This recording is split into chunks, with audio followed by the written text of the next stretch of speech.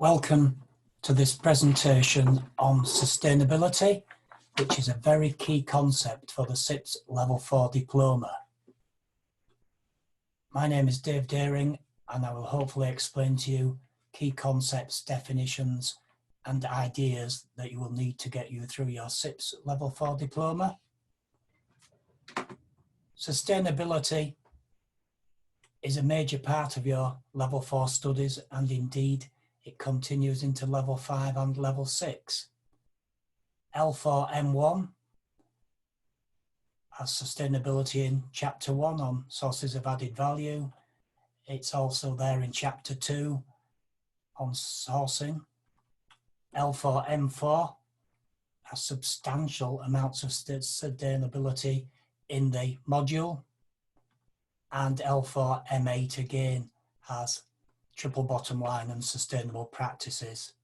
So it's an important part of the content. It's a very important idea, and indeed it is very topical. A key to understanding sustainability, of course, starts with what is it? What's a definition? Well, the L4M1 module offers this definition: supporting future ecological balance by not harming the environment or depleting natural resources. L4M4 gives us a slightly different definition, and I think perhaps a much better one: the ability to meet the needs of the present without compromising the needs of the future. And you'll notice the word future is in red there. The International Standard on Sustainable Procurement suggests a definition of sustainability as the state of the global system, including environmental, social, and economic aspects, in which the needs of the present are met without compromising the ability of the future generations to meet their own needs. Now, this is a much more comprehensive definition, and importantly, it introduces the concept of environment, social, and economic into the definition. These three ideas are central to this presentation, and you will see them used many times.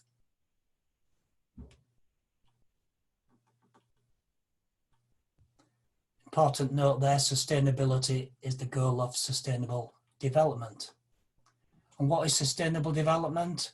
Well, the most well-known definition is from the Brundtland Commission, and it's the development which meets the needs of the current generations without compromising the ability of future generations to meet their own needs.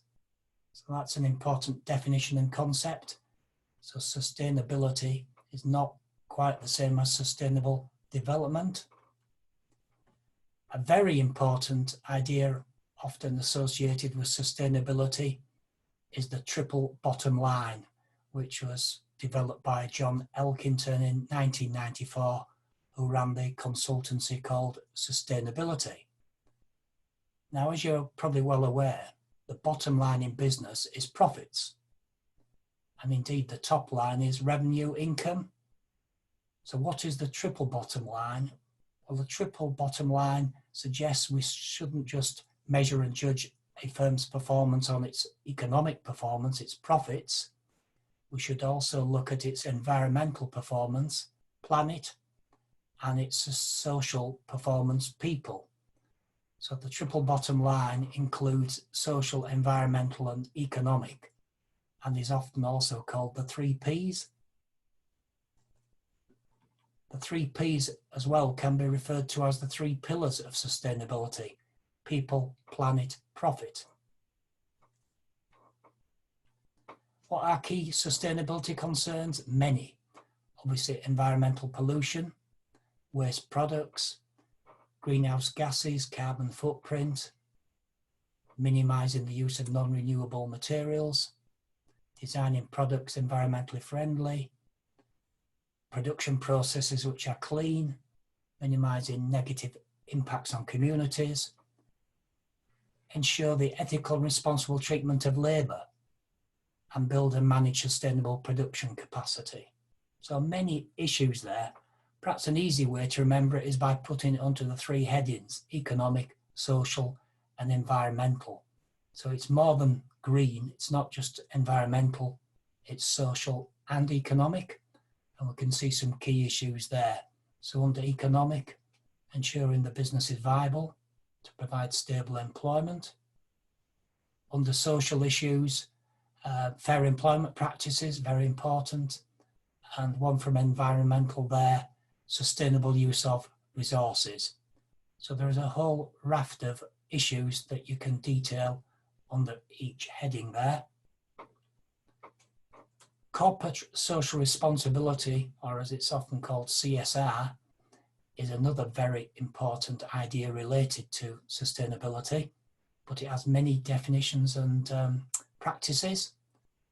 The L4M1 module provides a fairly basic definition there, the responsibility of an organisation to act favourably towards the environment, contribute to the community and behave ethically. And its responsibility is often seen as discretionary. Perhaps a better definition again is from the L4M4 module. CSR is a business approach that contributes to sustainable development by delivering social, environmental and economic benefits to all stakeholders. The CSR policy can cover fundraising, ethical behaviour, social, environmental policies, etc. So that definition's got the social, environmental and economic terminology. It mentions stakeholders. It's often seen as a stakeholder approach. And it gives you a brief overview of what some of the CSR policies might include. A much bigger definition there is also included from the International Standard on Sustainable Procurement, and it defines what social responsibility is. And it's a very similar definition to the middle definition. L4M1 and many textbooks, when talking about CSR, refer to Carroll's pyramid. And this was a model developed quite a long while ago in the early 90s, and it helps you visualize a CSR as having 4 levels. The foundation level is economic responsibilities, i.e. make a profit, and it's the foundation on which all others rest. Moving up, there's legal responsibilities, then there are ethical responsibilities, and finally there are philanthropic responsibilities. So that's a nice easy concept, and it gives you 4 broad areas that CSR includes. An expansion on that comes from the International Standard on Sustainable Procurement, and this adapts a view that there are 7 broad areas covered by social responsibility. In the centre we've got governance, and then we've got human rights, labour practices, the environment, fair operating practices, consumer issues and community involvement and development. So 7 broad areas there, which are all part of CSR. So how do we define sustainable procurement? ISO 20400 defines it as procurement that has the most positive environmental, social and economic impact possible over the entire life cycle, noting that sustainable procurement involves the sustainability aspects related to the goods or services and to the suppliers along the supply chain. So it's from start to finish, and sustainable procurement contributes to the achievement of organisational sustainability objectives. There's an alternative definition, an earlier one from DEFRA there, which would be fine to use in an exam, but I think the international standard is the de facto definition and one that I would stick to. Sustainability, though, from the point of view of suppliers, can be looked at from the point of view not only the environment, but is the organisation, the supply, sustainable? So there's 2 broad areas that are mentioned there in both L4M1 and L4M4. So sustainability, the usual environmental credentials, and then the sustainability of the organisation itself. So how do we integrate sustainability? it isn't just about selecting sustainable suppliers. It's about incorporating it in the entire procurement process. ISO 2400 gives us this schematic of how it might be done. From planning, preparing a sustainable sourcing strategy, to procurement criteria relating to the specification, supplier selection, select a sustainable supplier, contract management, manage the contract sustainably, and reviewing learning from the contract, where we must evaluate and improve and make sure we capture the lessons learned. So when we're establishing business needs, how do we incorporate sustainability?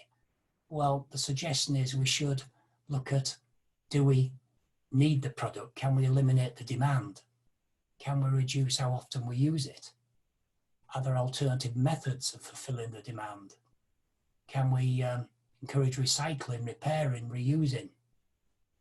And determine whether outsourcing is required and how to extend the scope of responsibility for environmental and labour practices. And finally, they're using recycled or renewable materials. So they're key areas we need to consider. And overall, this illustrates the concept of the circular economy, which we'll explain fully in the next slides. So when we're simply looking at waste, there is a very important model called the waste hierarchy. The waste hierarchy suggests that the most preferred option is reduce waste. But if there is waste, try and reuse it, try and recycle it, try and recover it. And the worst option, or least preferred, is dispose of the waste. So the waste hierarchy is a concept you will see repeatedly. The waste hierarchy is perhaps an older view of looking at how we should approach the problem. We originally had the linear economy, where raw materials were purchased, it was produced, it was used, and then the waste was disposed of. Then we've moved a little more to a reuse economy. And finally, we've moved to, or are moving to, the important concept of a circular economy, which is based on the principle of designing out waste and pollution and keeping the products and materials in the circle, in the flow for longer, and regenerating materials where possible. So the circular economy is a very important concept. A simple schematic there shows how the CSR of all the different companies and organisations contribute to sustainability. And as we said earlier, CSR isn't sustainability, but it contributes to it. What drives the need for sustainability? Many factors. We can broadly categorise them under risk management, competitive advantage, and finally their cost optimisation. And when we've identified the drivers, we should perhaps rank them, and we should present these to top management for feedback and action. So it's not something procurement would do on their own. There are many organisations engaged in promoting ethical and sustainable practices, and there's a few listed there from the L4M8 study guide, such as the Ethical Trading Initiative, Fair Trade Foundation, Red Tractor, Carbon Trust, and one there that I've just highlighted, there's a typographical error there in the study guide, ISO 14001. Hopefully you know what that is. It's the International Standard on Environmental Management. Quality management, in fact, is ISO 9001. So just a slight error there, be careful if you're doing the L4M8. We'll look at a couple of organisations now that are named throughout your studies. One you hopefully heard of is the Rainforest Alliance, and it's an NGO, non-governmental organisation. Its main work is providing an environmental certification. The seal is a simple visual that shows consumers how to make a better choice. who uses Rainforest Alliance or who is certified? Well, in the UK, Costa Coffee in 2008 committed to sourcing 100% of their coffee from Rainforest Alliance certified products. Perhaps a more well-known one for you is McDonald's, where their coffee and tea are sourced sustainably, and in 2018 nearly 60% of their raw materials were sourced sustainably, and indeed in Canada 100% of their coffee beans come from Rainforest Alliance certified sources. So a couple of simple examples there of Rainforest Alliance. Another important organisation is the ILO, International Labour Organization, who are devoted to promoting social justice. They've developed conventions, and there's 8 there: freedom of association, forced labour, and these provide guidance to governments and indeed to organisations when devising their ethical codes. The Ethical Trading Initiative is largely a UK initiative, and again it's an alliance of NGOs, but it also includes companies and trade unions to promote workers' rights. They produce a base code or ethical code that firms can adapt, and this base code is very similar to ones adapted by major multinationals. Employment must be freely chosen, right to join trade unions, safe conditions, no child labour, living wages, working hours, generally 48, but no more than 60 under exceptional circumstances, no discrimination, regular employment is provided, and no harsh or inhumane treatment. So if you have to discuss unethical practices in the supply chain that would cause problems, these 9 are useful to cite in an exam. So what do we think the minimum age is which a child may be employed according to the ILO and ETI definition of a child? 13, right through to 18. Well, the answer is indeed 15. Unless local minimum age law stipulates a higher age.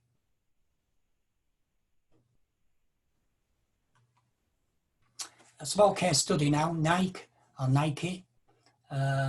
as early as 96, Nike had major reputational damage when a picture appeared in an American magazine showing a Pakistani boy sewing together a Nike football, and it was revealed that workers at one of its contracted factories were being exposed to toxic fumes, which were 177 times the Vietnamese legal limit.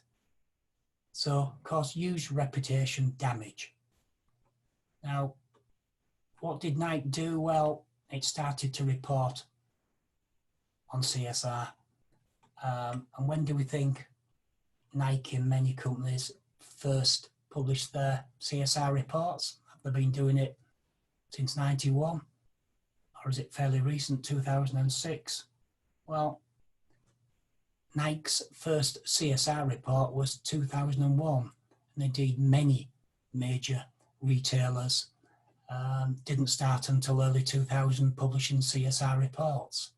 So it's not something that's gone on for hundreds of years. It's very, very new. In 2001 then, in their first report, they come out with an interesting quote on CSR. And it says, corporate social responsibility are by definition complex. Whatever you call it, corporate ethics, sustainability, social responsibility, people, planet, profit, triple bottom line, the good company versus bad company. But very importantly, they recognise sustainability means running their business while being conscious of and addressing its impacts and addressing them everywhere. So they recognised in 2001 that they need to be running their business and addressing impacts. And they took the view that they needed to be transparent. And in 2005, Nike was the first company in its industry to demonstrate this transparency when it published a list of its contract factories. And it also published in its CSR report pay scales and working conditions, and admitted to the major problems. They didn't try and hide them. The report admitted widespread problems in the factories. It had audited hundreds of factories and found cases of abusive treatment, physical and verbal, in more than a quarter of its South Asian plants, and between 25 and 50% of the factories in the region restrict access to toilets and drinking water during the workday. And other problems there are detailed. So Nike decided to be very transparent. They published the figures, but they decided not to simply cut and run, but work with these suppliers and try and solve the problems at root cause. And indeed, they went from villain to hero. Nike pursued many changes. One was lead transformation to improve CSR. The transformation to lean was a huge commitment to the contract factories, who had to appoint managers to be responsible for the lean transformation and send them to Nike's training in Sri Lanka. And some factories had to change their layout of their shop floor. And in less than a decade, Nike went from being primary target of anti-sweatshop campaign to be an industry leader in sustainability and CSR, and is now considered to be one of the most lean manufacturers in the world. Their mission from their latest published report suggests that their brand is to bring inspiration and innovation. And there we do this by building creative and diverse global teams, making a positive impact in the communities where we live and work, by making products responsibly and more sustainably with this commitment to transparency, accountability and impact. And they indeed share their priority issues in their report and say how well they're doing, and the measurements are there for everybody to see. They've developed a code of conduct and indeed have improved on this code of conduct throughout time. It includes 4 areas, which includes the minimum standards Nike expect for a company to be certified as sustainable and get the bronze rating. Respected, voluntary employment, employees 16 years or older, no discrimination. Safe, fair, and there are sustainability areas there. Water valued, waste is minimised, energy and carbon minimised, air emissions minimised. So their code of conduct, which is compulsory for suppliers that must be followed, contains all those areas. And then 4 areas lead to targets, and the 3 major themes in their report are unleash human potential, transform manufacturing and minimise the environmental footprint. The key measures there, without going too detailed, there's the unleash human potential and transforming manufacturing, and there's a target there that 100% of their factories need to be rated bronze or better. So there's a key measure there. These measures show either a green triangle if it's improved, and as you can see on the next slide, they do report if the performance has deteriorated. 2 highlights there. They're looking for 100% cotton source more sustainability, and they're looking for 100% renewable energy. You don't have to learn these numbers. It just gives you a broad view of the targets and areas involved in sustainability. Another important one there is waste to landfill. They have a target of 0% there.